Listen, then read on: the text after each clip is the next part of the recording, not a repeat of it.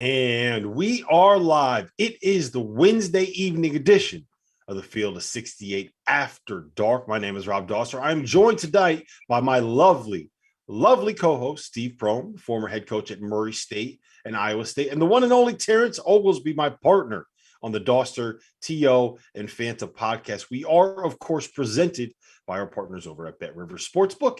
And we have a lot to get to today. We're going to have a special guest from Belmont. We're going to have a special guest from Wake Forest. And we're going to talk quite a bit about this or that, picking out what we think is going to end up being the most likely outcome in some of the most interesting conference races. But before we get into all of that, gentlemen, we have the Memphis Tigers. They came back out of nowhere after losing 4 straight games to really beat up on Alabama. Steve, that's your alma mater, right? Are you okay with that, with Memphis going out there and beating up on Alabama like that? Yeah, well, Nate Oates is doing a phenomenal job. I got a chance to go down there this fall, and obviously tough loss, but, 6th in the country, terrific start for them. You look at Memphis, that was a game they probably had to get, 3 of those 4 losses by 9 points. But Memphis is a really, really hard place to play. The FedEx Forum is one of the toughest places to play. They love their basketball there. They love their Memphis Tigers. They love their Memphis Grizzlies. But a terrific win. And when you really dive into the box score, you look at 20 assists last night. I think that's huge for Memphis. Rotation was shortened. And I think another big key is only 12 fouls. They only fouled Alabama 12 times last night. Alabama only shot 12 free throws. And obviously that guard core, the 3-headed monster, kind of lethal weapon 3 back in the day with Georgia Tech, Shackelford, Quinterly, and J.D. Davidson averaged 43, 44 points. They only scored 30 the other night. I love that reference, Lethal Weapon 3. That's got to be one of the all-time great nicknames for any college sports. I grew up on Oliver, Scott, and Anderson, going to high school up in North Georgia. Man, those guys were good. Yeah. T.O., Steve said something really interesting there. He mentioned they shortened the rotation, and we were texting about this a little bit last night. Amani Bates did not play for the final 15 minutes of that game. I think overall, I'm looking at the box score right now, he only played 15 minutes in total. He was 1 for 6 from the floor. He finished with 6 points. He had 3 turnovers, 1 assist. It was kind of, to be honest, something close to a quintessential Amani Bates game from the performance that he had when he was actually playing. Is it a hot take to say that Memphis is a better basketball team right now when Amani Bates is not on the floor?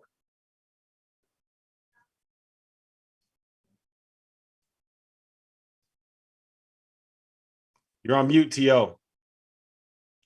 Am I on mute? I'm sorry. Am I not on mute anymore? My bad. Take two. Take two. My bad. Take two of the live broadcast. That's on me. All right. Sorry. But I will say this. You have no more timeouts now. You're out. I got no more. You might as well tee me up. No, I will say this. Amani Bates, obviously, we were talking about you take him out of this game, you probably fix some things because there's a big difference, and Coach, you'll agree with me. There's a big difference between being really, really talented and being really talented and doing winning stuff. He doesn't do winning stuff yet. And a lot of that comes back to him being a late enrollee. I think he came in after school had been in for 2 weeks. Like that summer for freshmen, especially big time freshmen that you're going to rely on for significant minutes, it's so important. I watched the game, and every time he subbed in, there was a defensive rotation missed. And that's most of it's on the backside of a screen and roll action. He struggles with concepts still, and it's not necessarily his fault. It has a lot more to do with him just not being there so much. He hasn't been taught those things, and Memphis is really good at that stuff. And he's also 17. That's what I'm saying. And that's what I'm saying. So takeaways from watching that is like, maybe we shouldn't have kids that are supposed to be high school seniors that are already a little bit young for their age trying to get in there. Steve, did you ever coach one of these reclassified kids? Like that can't be easy, getting a 17-year-old to pick up on stuff that 19-year-old freshmen struggle with. Taylor Horton Tucker would be the only one, and now he didn't reclass, but he's played his freshman year in Maui at 17 years old. Obviously phenomenal talent, now playing, a great minutes for the LA Lakers, phenomenal player. But when you look at Amani, you got to understand that there's going to be a learning curve. It's going to take time. And I think that's what Penny's talking about when he says it's not really calling anybody out, but it's saying, hey, guys like DeAndre Williams and those guys, they have to carry the load right now and help these younger guys kind of figure out the landscape of college basketball, because the hardest position to play is point guard and making decisions on the offensive end.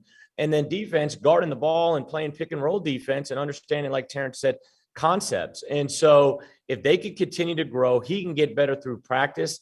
In the minutes he's playing now, like against Alabama, then they're going to be a better team for it down the road. But, you know, the biggest thing, they didn't turn the ball over the other night, which they've been turning it over. They turn it over, 15, 17 times, but they've had some games where they've turned it over 20 plus, but they got to continue to get their turnovers down. Got to continue to win the rebounding war. But that 20 assists for Memphis, when people talk about everybody's challenging and talk about them offensively, when you have 20 assists, you're playing good basketball. There were also guys that shot the ball well that haven't shot the ball that well coming into that game. I mean, shooting fixes a lot of woes, but some of his, you talk about turnovers, some of Bates' shots might as well be turnovers because he's shooting them so off balance, over contest. It's been tough for him to watch. And it just goes back to, Coach Rob, like when I was 17, I was a junior in high school, forget being a senior in high school. And there's a big difference. 2 years removed. Right. So, I mean, Horton Tucker, one more thing about him too. Horton Tucker, big, broad shoulders, probably a little bit more physically ready to compete. Physically ready, basketball IQ off the charts. I mean, we left out of Maui. It was like everybody was calling on him. Everybody knew, who he was. And he really, if you didn't know who he was, you knew who he was after that. And you talk about a guy, he can really play 4 positions for you, really 1 through 4 almost because of his instincts and his ability to play. But this is a huge game for Memphis Saturday. When you look at the non-conference slate, you could say you only lost 3 games by 9 points. Iowa State, handled them really the last 10 minutes of the game and pulled away from 6 points to almost 20 and beat them really, really good up in New York. But they've got this opportunity against Tennessee. That would be a Tennessee and Alabama win. That would carry a lot of weight because when you look at the American, Wichita State, Houston, where are they going to get their other money games that can put them into the NCAA talk, regardless of how talented they are? You still got to have – there is no eye test, which we'll get to later. It's numbers. It's numbers.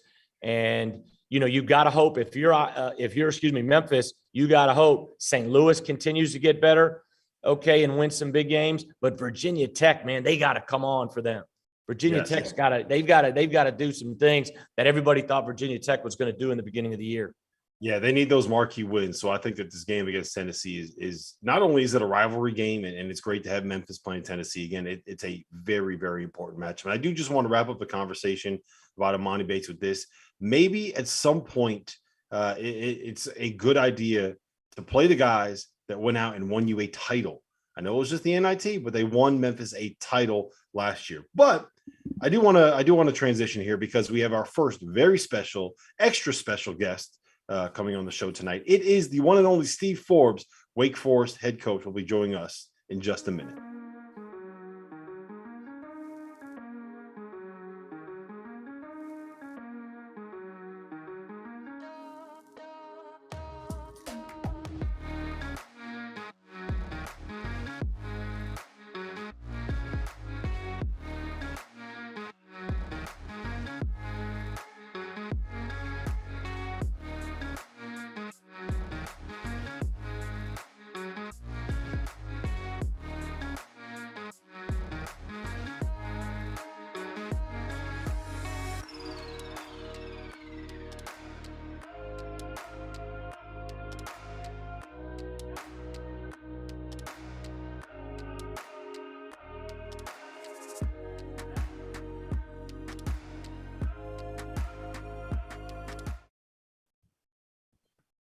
And now let me welcome on to the Field of 68 After Dark, Steve Forbes, the head coach of the 10-1 Wake Forest Demon Deacons. Coach, what's going on, man? We appreciate you being here. I got to ask you this. You were picked toward the bottom of the ACC this season. Now you're sitting here at 10-1. You got that win at Virginia Tech to kind of kick off your ACC season. Did you guys expect this, internally to see this kind of a year out of your team? Well, Rob, I don't think anybody ever expects to be finished 13th. I kind of like being picked there until we get really good. And then when you get really good, you want to be picked first. But, I didn't think we'd be that 13th in the league. We'll see. We still got 19 of those left to play. But to be 10-1 right now, I thought we had a chance to have a good record. I mean, honestly, we've had some games we should win if we play right, and we did. And we won those games the way we needed to play. And we had a really hard game last night, which I knew we would, which I didn't schedule. Coach Prohm can relate to this. I played Dan Earl 11 times at East Tennessee State. Do you really think I was going to schedule him when I got the Wake Forest job? No, you don't schedule teams like that can really score, that run great offense, have a great coach that a lot of people don't really know. Yeah. And so we had to fight for our lives last night to win.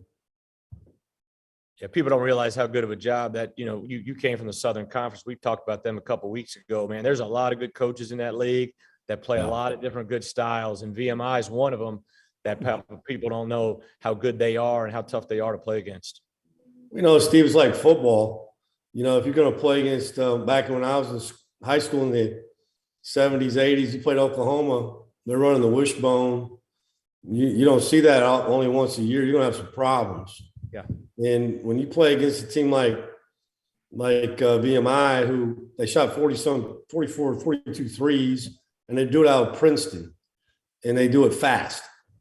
And you can try to simulate that and practice the best you can, but it's hard. And they're burning and double burning, and sun's cutting, and it's not fun. And the league was like, I look back in 2017 when we won the league the first time. I'm at Wake, Matt McCall's at UMass, Wes Miller's at Cincinnati, Nico Medved's at Colorado State, Mike Young finished 5th, and he's at Virginia Tech. And so the league it's a really good league and good coaches. Well, talk about some fun. Oh, I'm sorry, Terrence. Let me talk about some fun stuff. Alondes Williams, obviously know him last year's couple of years playing against him at Oklahoma, but just look at his numbers and you see his growth, from 16% last year to 34% from 3, 7 points to 20, 3 rebounds to almost 7. What's been the biggest change you've seen in him? Because obviously you've probably watched a lot of tape from Oklahoma. You had him in the summer, and then to come in and have such an impact as a transfer in his first year. Well, what's been the big key with Alondes and your ability to have a great relationship with him? Well, definitely not coaching. He played for Lon Kruger, so he's a lot better coach than me. Sometimes, Steve, it's his opportunity, style, play, feel, fit. I'm a JUCO guy and at heart, and Alondes played at Triton for Steve Christensen, won a national championship, and from Milwaukee. I've coached a lot of Milwaukee kids in my day. I had a lot of connection to him. I knew he could really pass. I think the thing that everybody talks about is the scoring, but he's a great passer.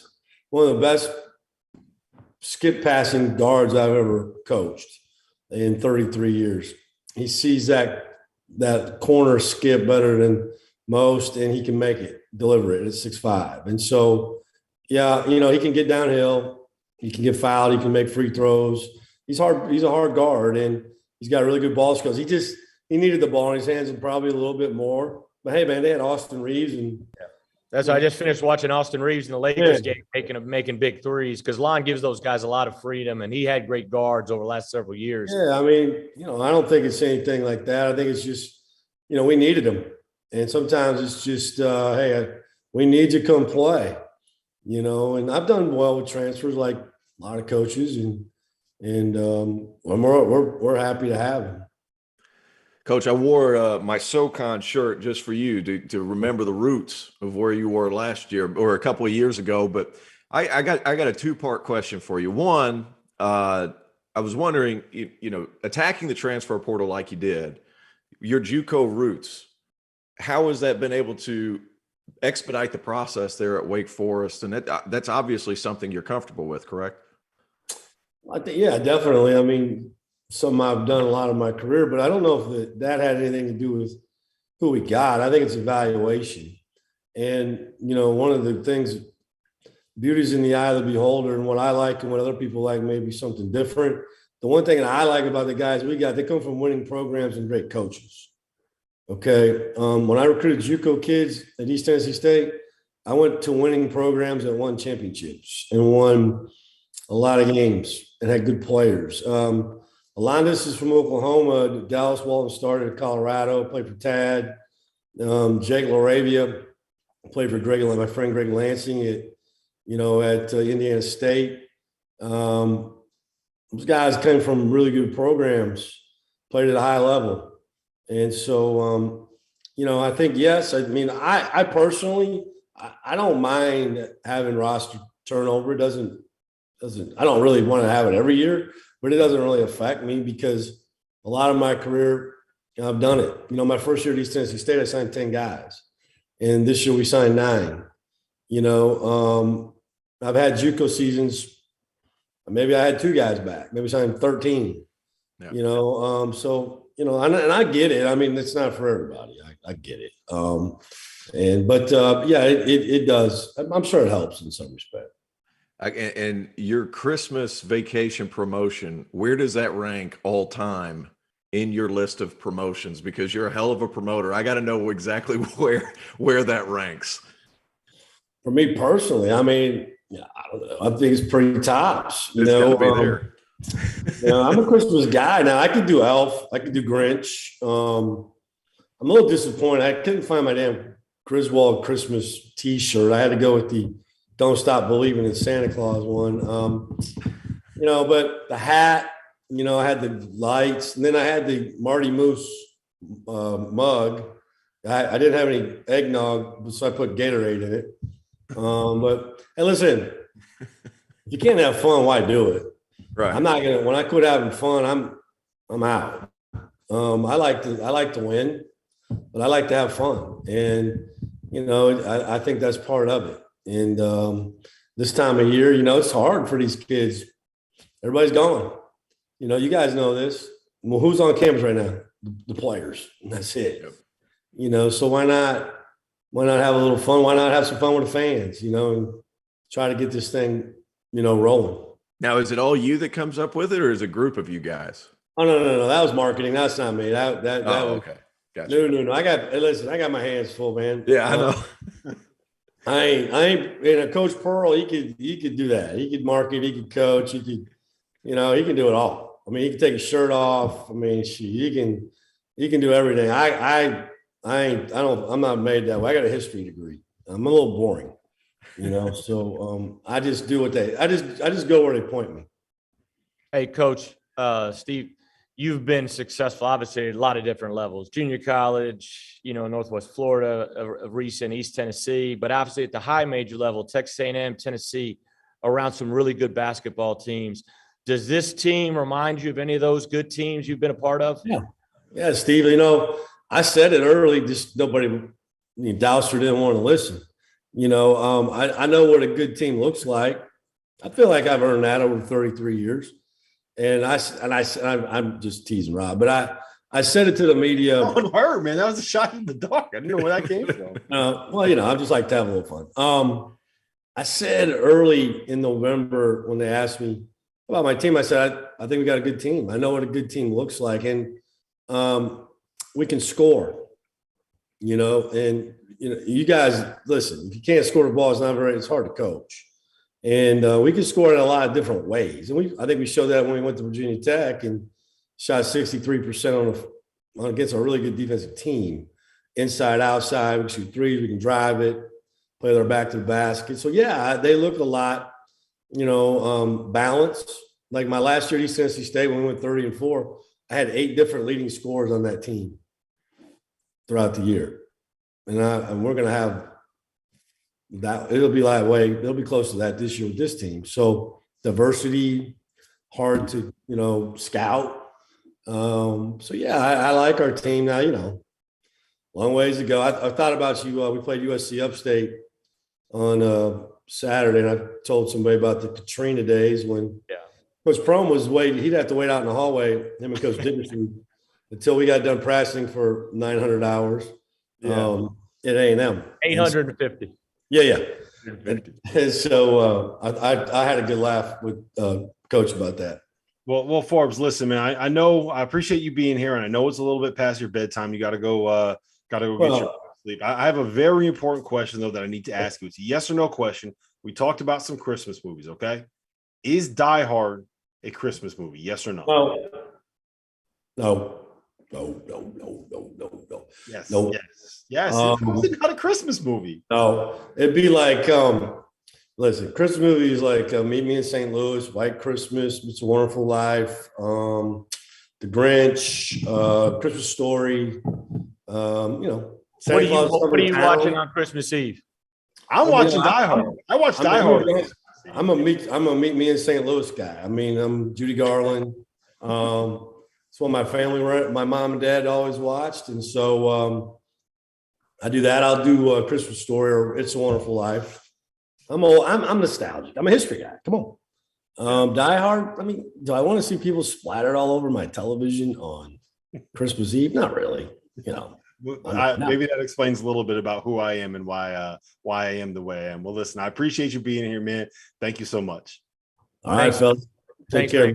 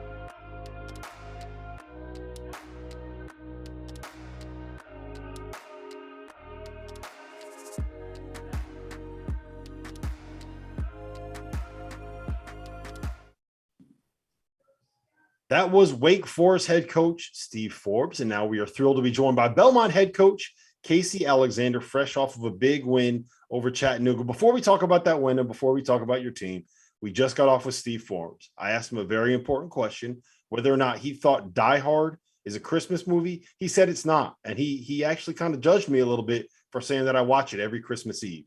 Do you think that Die Hard is a Christmas movie? You got all the ball guys on tonight. I like it. I wouldn't call it a Christmas movie, but it's a good one. It's a good one. It's worth watching every Christmas. How about that? Yeah, there you go. All right, so I'll give you that one. We're kind of half on the same page, man. Hey, Casey, congrats, man. Obviously, Chattanooga, terrific team, and following that score tonight, looks like you guys played really well. One of the things and obviously a lot of people know about your big kid, Mazinski. Tell everybody about, being down there. I went down there this fall and saw you guys, and I know you guys got everybody back, high expectations. Tell a little bit about the story of Luke Smith. I think that's just an intriguing story, coming from the University of South to playing such a pivotal role last year and now into this year for your team. Yeah, no doubt. He's an important player for us. He's a he's a coach's dream because he truly is the coach on the floor for us. A kid that we knew about back in his high school days, a late bloomer, but played at a really good Knoxville Catholic team, lost in the state championship game, I believe. May have won it. He either won it or lost it, but anyway, he was there. He goes to Sewanee and he has 2 great seasons.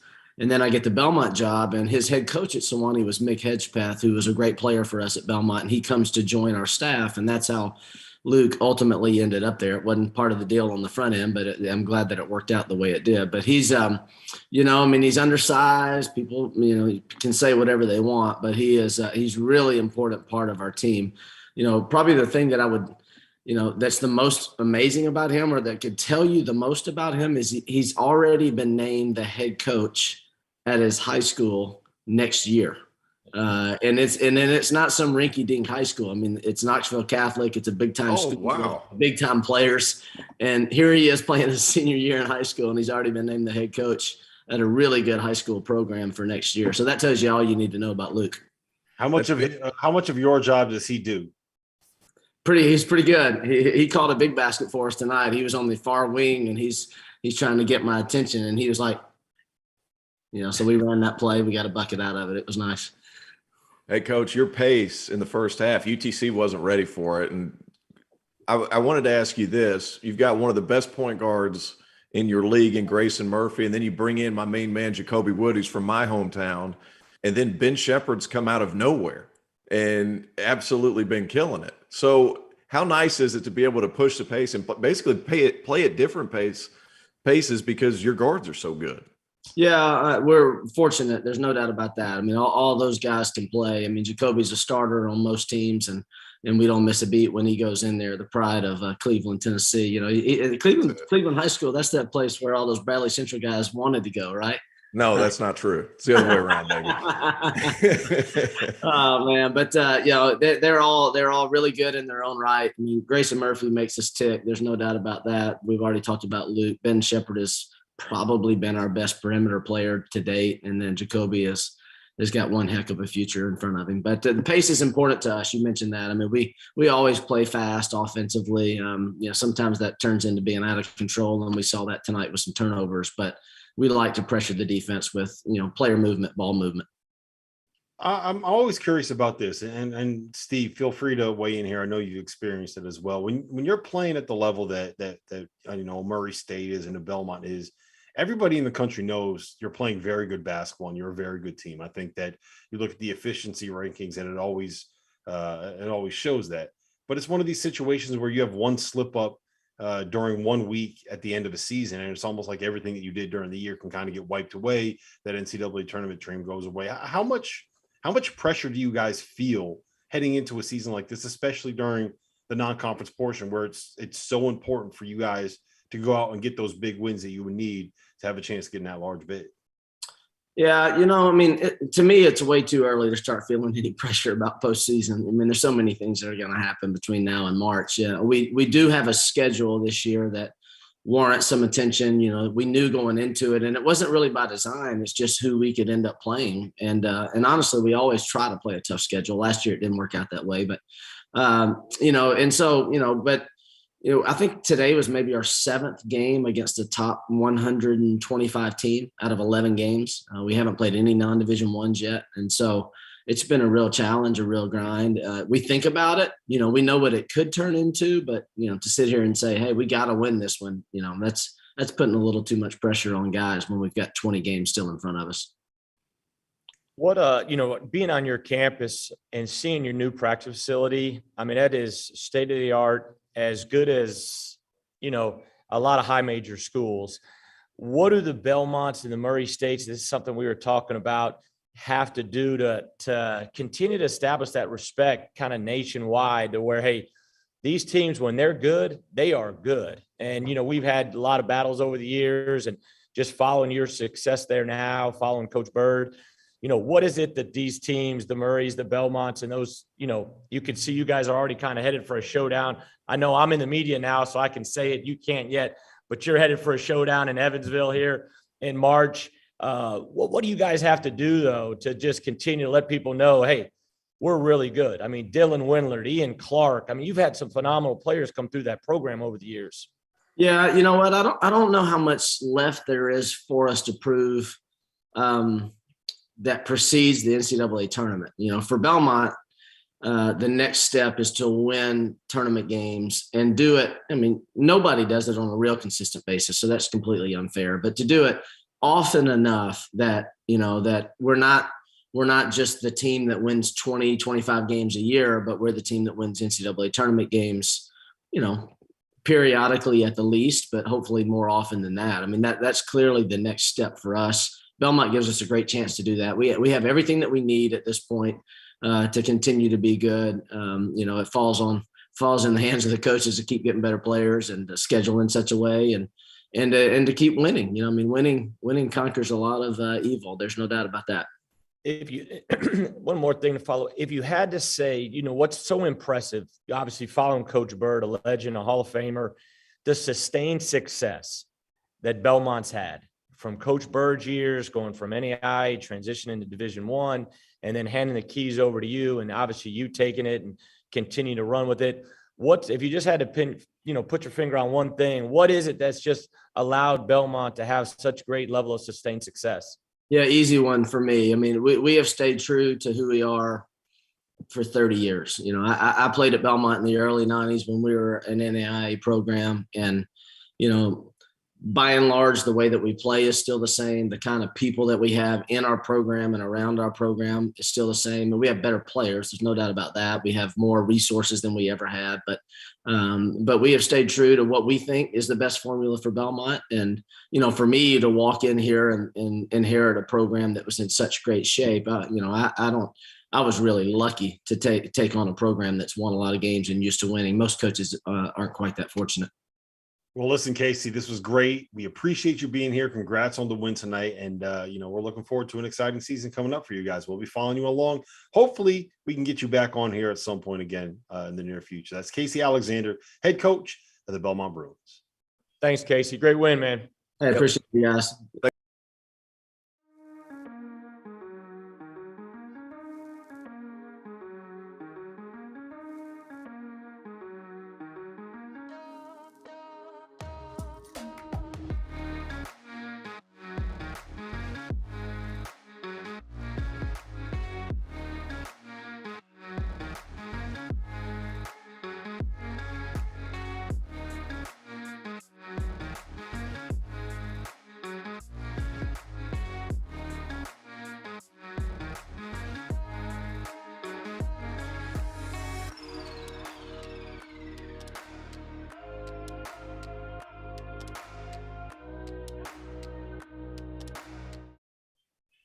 That was fun. Casey Alexander joined us on the show. We also had Steve Forbes on there. Now moving forward, as we wait, hopefully, to get USC star center Isaiah Mobley on here, we're going to see if we're going to be able to make it happen with him. It's a little bit of a tight schedule with the time that the show ends, and his game ended tonight. But until we get word on that, we're going to play a little bit of game called This or That, which our producer Greg Waddell came up with. It's essentially, I'm going to give you a choice of two things, guys, and you have to tell me whether or not you think one of those two things is more likely to happen. We're going to start with who you think is more likely to win the Pac-12, USC or UCLA. Prohm, I'm going to you first on this one. But I tell you what, right now, I would probably say if I had to take one of those two, I'm going to go UCLA. Obviously, this first weekend is going to be big when you get into UCLA has North Carolina, but then right away when you get back from the Christmas break, it's UCLA, Arizona, USC, Arizona. And so that's a big opening weekend right there for those Arizona and the California schools. But, don't forget about Arizona right there either. But I like UCLA in that field. I'm going Arizona, man. I know it's a this or that. I'm going neither. I'm checking the third box. Whatever the third box says, that's what I'm checking. Benedict Mathurin, with all his length and his ability to score, he gives Arizona a go-to player, and there's really good role definition on that team. I love the way Coach Lloyd's been coaching them up. Christian Coloco's been terrific. There's so much length around the perimeter. Kerr Kriisa, you want him to be great right now all the time, but I think defensively they're going to be able to give so many problems to teams around that conference. And I worry a little bit about UCLA because they rely on making tough shots consistently. And that's what happened last year in the NCAA tournament. They were hitting all of those shots and they were defending. I just worry about the consistency in which they'll be able to do so. So give me Arizona. Yeah, you see what just happened there, Steve? That's what happens. You should know this by now. T.O. is 100% the guy that walks into a restaurant, opens up the menu and says, can I just build my own salad here? Do you have something that's not on this menu that I can order? That's definitely who T.O. is. I'm the only person in there and have him cook it. Dude, I'm the only person here that hasn't been on the keto diet for the past however long. So there's no salad here. I just know what I want, Dauster. Hey, look, I'm not down 35 pounds like Coach Prohm over here, but I've lost like 13 pounds in the last month. My pants are a little bit looser. My t-shirts are fitting a little bit better. You don't get that. You've probably never been fat enough to kind of have the shirt like rest on your belly when you're just sitting there where you feel it. but I'm not feeling on my belly. I feel good, man. I'm like confident. Okay. There you go. I'm not gonna let you keto shame me right now. T. I will keto shame. Yeah, I think Arizona is probably the best team in the Pac-12. But the question was, who is more likely to win at USC or UCLA? I'm gonna throw a curveball here. We just got word tonight that UCLA is not going to play because of COVID protocols. They're not playing the game against Alabama State. We don't know if they're going to play their game against North Carolina in Las Vegas on Saturday. So I'm going to say USC is more likely, because what happens if UCLA has to shut down for like 10 days or something like that? I don't know. It's weird times these. So I'm going out on a limb and I'm saying USC. You guys can call me haters, whatever you want to do. I'm going with USC in the spot. You guys ready to move on? Well, I do want to say that, like, I love what Isaiah Mobley's been able to do. Like, I don't want to take anything away from him. I think they're still a really good team. And he's, now that his brother's moved on to the next level, like, he's showing out. He has been really, really good. And he's a really skilled player in his own right. He deserves more attention. Now, their schedule hasn't been as tough as a lot of other teams, but at the same time, man, he's really, really good. Yeah, they picked up a nice win over UCI tonight, UC Irvine. Who's, I mean, look, anyone that pays attention to mid-major basketball knows how good that program is and how good Russell Turner's done a terrific job out there. They're good. They're very good. They beat Wisconsin. I think could they beat a couple years ago? Wisconsin or Kansas State? Somebody. They beat one of those teams a couple years ago. Kansas State. Yeah, it was a good one. All right, let's move on to the Big 12, a conference that Coach Prohm knows very well. So, T.O., I'm going to you first on this one. Who is more likely to win the Big 12 right now? Is it Baylor or is it Kansas? It's Baylor. I think the consistency in their production around everywhere in that program, and defensively, last year they win a national championship. In the offseason, they get more athletic, and I worry who's going to set off the chain of events. And James Akinjo, and when I say that, what I mean is Baylor had 306 assists walk out the door with Jared Butler and Mitchell. Like, I was curious who was going to get past that first line of defense. Akinjo's been great, and they're passing the ball better. 2 more assists per game this year than last year, and their length around the perimeter with Kendall Brown and Jeremy Sochan, it's unbelievable. I had the pleasure of watching them play in the Battle for Atlantis, and whenever you see that length and how they fly all over the court, man, they're impressive to watch. And I've gotten to a point now, I'm just not going to doubt Scott Drew, and I'm not doubting Bill Self either, but I think the talent depth between Kansas and Baylor, and that's saying a lot because Kansas is good, but man, Baylor is talented. And what they're really good at travels every night. I was really expecting you to say, I'm going to go with Texas in this spot to win the Big 12. Prohm, who you got? Man, I'm going to go Baylor too. They've been really impressive to start. I think the Big 12, obviously been in that league for 6 years. I think it's the best league in the country, without a doubt. And what the league's become now, it kind of, 6 years ago when I kind of got there, it was kind of an offensive league. It's become a really probably the best defensive league in the country now. When you look at the teams like Baylor, Kansas, I say Iowa State now doing a terrific job defensively, Texas Tech, Texas, but Baylor, I mean, what he's done there, I mean, you take the COVID year away, I mean, they could be on pace for their 3rd straight national championship or 3rd straight Final Four. Scott's done a phenomenal job. He lost those 3 NBA guards. He lost Mark Vital, where if you're in that league and you follow this, you know how important he is to that team. And they haven't missed a beat. I mean, Chacho, Thamba, you talked about Akinjo on the very first time we got on this telecast. Kendall Brown and LJ Cryer's numbers, I would say Baylor. And obviously that's no disrespect to anybody else in that league, because that league, top to bottom, is the best in the country. But I would say Baylor for sure. Do you guys think that they are the clear cut? Like, are they the best team in the country and there's no conversation? Because we've said that a couple times this year. We said it about Gonzaga. I think we said it about Duke. I definitely said it about Purdue at some point. Where do you guys stand on how good they are?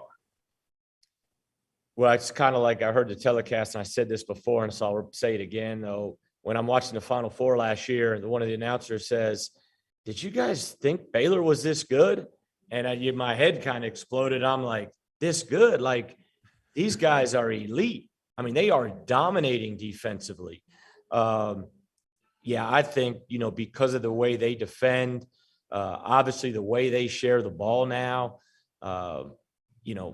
it's hard to stay number one in the way this game is now. I mean, your schedule, you can go a week in the Big 12 or you're home Kansas, at Iowa State, home West Virginia, at Texas. You're going to probably, you'll have 3-1 in that. You're probably ecstatic, but Baylor, they're the best team in the country right now, I believe. I'm in agreement right now. The only problem is about 3 weeks ago, I thought Gonzaga was the best team in the country. And then Duke beats them. And I'm just like, who in the world puts up with Duke?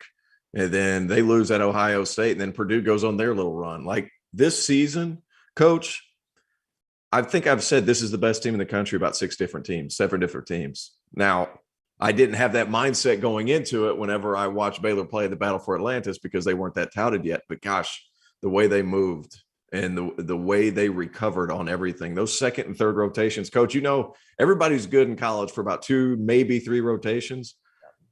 Baylor's good for 4 or 5. And the fact that everybody they have can switch 1 through 5, I mean, not consistently with Flo Thamba maybe, but Jam Wachachua, whenever he does, he can stay in front. Yeah. But defensively, unbelievable. Yeah, that's what they're disciplined on that end. Yeah. Everybody's always in the right spot. And my favorite part about that is how long was the running joke like Scott Drew can't coach. He doesn't know how to coach defense and he doesn't know what he's doing on that end of the floor. And they were a zone team for forever. Yeah. Right? Like playing that like 1-1-3, like whatever it is. So we do have another special guest here. We were able to get Isaiah Mobley to come on. Adjust. Okay, so he's not actually in the room. He was in the room and then he just left. So we're going to move on. We're going to ask the next question for this or that. We're going to go to the Big Ten. And T.O., I'm going to tee you up first on this one. Who is more likely to win the Big Ten, Purdue or anybody else? The Big Ten's really good, but I think Purdue has so many mismatches at every position that they can attack you any given night in a different way. So what I mean is Travion Williams, you throw it to him, he can have 25 and 10. Zach Edey, if he overwhelms people, he can be really good. I think Jaden Ivey's the best athlete in that conference. I don't even think it's close. Point guard play is obviously been an issue against Rutgers. I don't think it's going to be something that carries on because I have a lot of faith in Coach Painter. I think he's going to help them figure that out. And, the combination of all that talent plus Coach Paint, I'm going Purdue. But Purdue's phenomenal. There's no question about it. Really good. Obviously, 6-7 guys back, average double figures. Their chemistry's terrific. Terrence touched on the point guard play. But it seems to me, the Big Ten is good. And when you look at teams like Michigan State, Ohio State, Illinois, it always seems like the Big Ten ends up with a 2-way tie or a 3-way tie or a 4-way tie for their championship because of the amount of teams they have in their league, 14 teams in that league. But if I had to just take Purdue or the field, I'm going to take the field.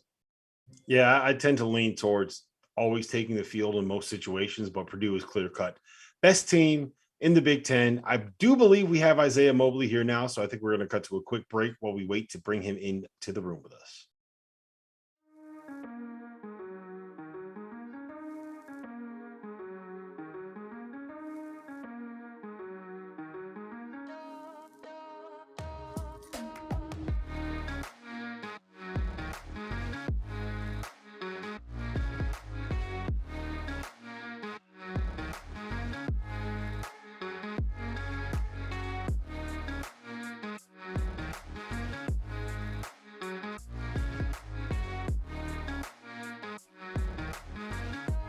And we are now joined by USC's Isaiah Mobley, who is coming off a big night as the Trojans knocked off UC Irvine tonight. Isaiah, what's going on, man? How you doing? Thanks for being here.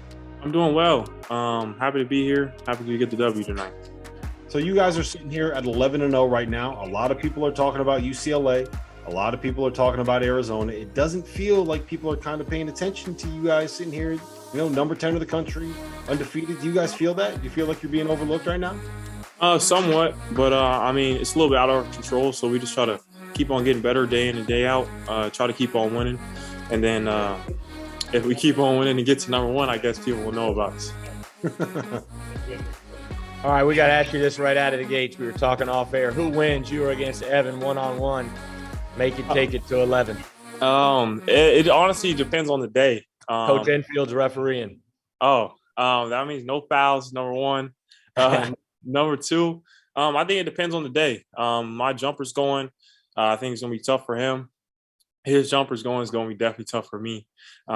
We got to see, especially because, I don't know, I've gotten a lot better over this season, and I'm sure he's gotten a lot better over the seasons as well. So in the summer, we'll definitely get those matchups, and we could tell you guys for sure then.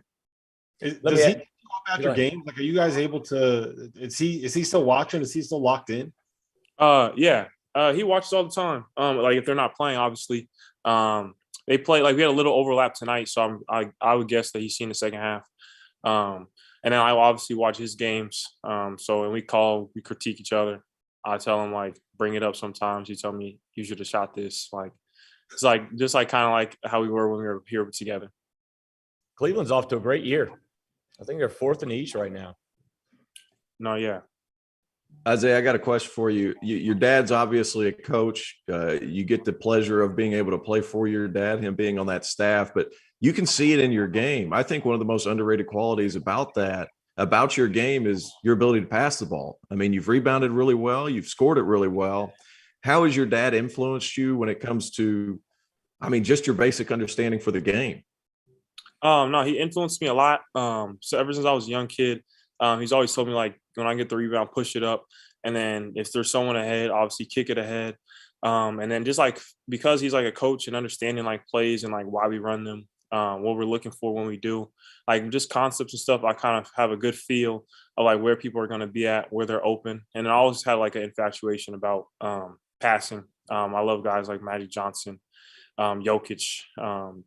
Things like that, because number one, I feel like it gets a team involved and it takes a team to win. And also like being able to that pass threat kind of opens me up as well. So you mentioned earlier that you've gotten a lot better in the offseason. You're averaging basically 15-10, 3 assists, 41% from the 3-point line. Where do you think specifically you've improved the most? All around, like I feel like my body's better. My understanding of the concepts is better. I'm in better shape. Shooting the 3 a lot better. And like my free throws aren't quite to where I want them to be, but they've gotten better. Yeah, like this offseason I took very serious. I almost left USC going in and doing in the combine and stuff. But playing against those guys who are pros definitely helped elevate my game, I feel like. And just like also like learning the game, like learning the pro styles and learning how I can incorporate them into college and stuff, because it's a little different game. But at the end of the day, like objectives, put the ball in the bucket and stop the other team at doing it. So I feel like I've like elevated all around, and also just my mindset and maturity. That was like probably the biggest thing. Knowing when to be aggressive, knowing when to try to get other guys involved, like playing the end game, not just pressing for points or pressing for rebounds and stuff like that. What do you think?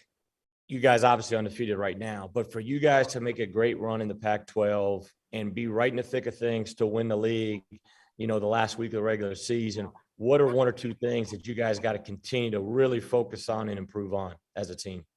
Number one, our urgency, like keeping it consistent. I feel like tonight we came out well.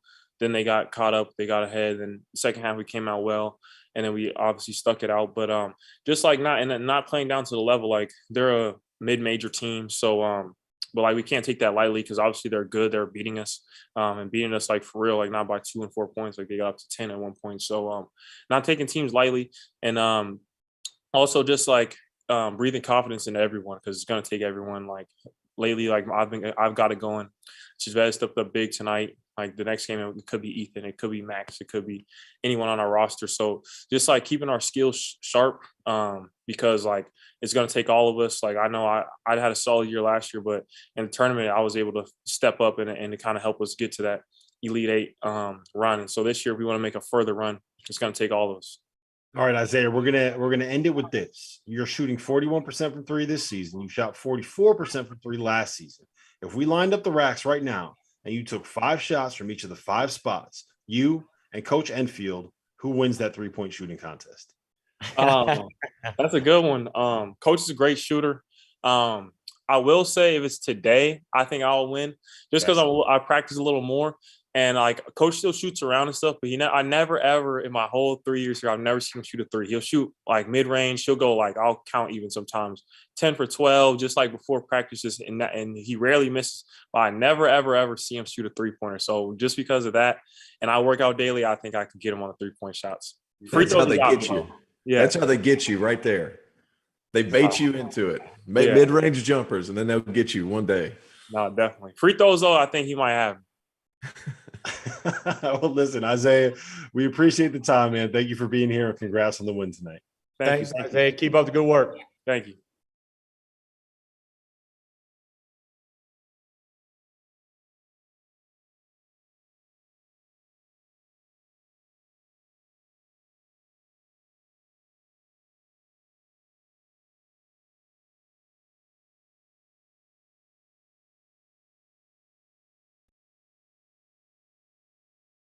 That was fun, man. I'm glad that he said that he would beat Andy Enfield in a 3-point shooting contest. You don't want a player out there that's not confident in what he can do. Am I right? No question about that. Terrence knows that. He was a shooter, man. You got to have confidence. Let it fly. I don't remember ever missing one, Coach. That's my problem. That's my problem with the whole ordeal.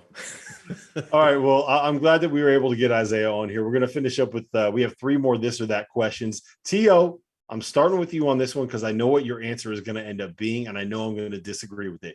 Who is more likely to win the Big East, Villanova or the Field? Give me the Field, and not just the Field. Give me Seton Hall.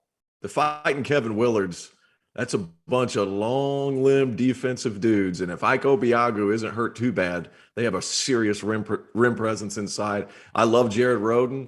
And, Coach, one of the things about their team that I really like, they got a bunch of long, lengthy, switchable guys around the perimeter. But when you bring Bryce Aiken into that fold, he brings a different element of quickness, somebody who can create off the dribble. I think he's terrific. I think Seton Hall is going to end up winning it. 1, because I love their talent level. And 2, Villanova, I mean, the proof's in the pudding. Villanova, they've played some high-level competition, haven't been able to win because they have some obvious holes, one being size. And if there's a team that can stay in front, like Seton Hall or like Baylor, and they can't force rotations, they're going to struggle a little bit. I think Seton Hall would be able to defend them. Did Rob go get his UConn jersey? Yeah, that's get that out of here. You got to be kidding. Hey, Goodman said if nice. Look at this. Look at this thing. How nice is this?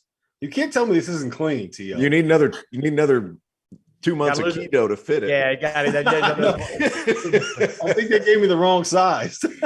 yeah, they did. Yeah, Goodman said if I said UConn, I'd get a bonus, man. I'd get a bonus, right? You would send me some UConn gear, but I'm definitely going the Field. And like touching on what Terrence said, Seton Hall or Xavier would be my picks. I think as Xavier, gets their whole group together and gets them healthy, and they continue to grow and get better. But Seton Hall's played well, Xavier, but I love Villanova. I love what they're about, but give me the Field. Yeah, UConn's going to end up winning it. Guaranteed. Lock it in. No, I will say this, though. I do think that the Big East is going to be the most entertaining conference race this season because Villanova is still Villanova, but UConn is really good. Seton Hall is really good. And Xavier, by the way, like they just keep winning, man. And they just got Zach Fremantle back. And that dude's a little bit nuts. And I do kind of feel like Travis Steele did you guys see what he did after they beat Cincinnati?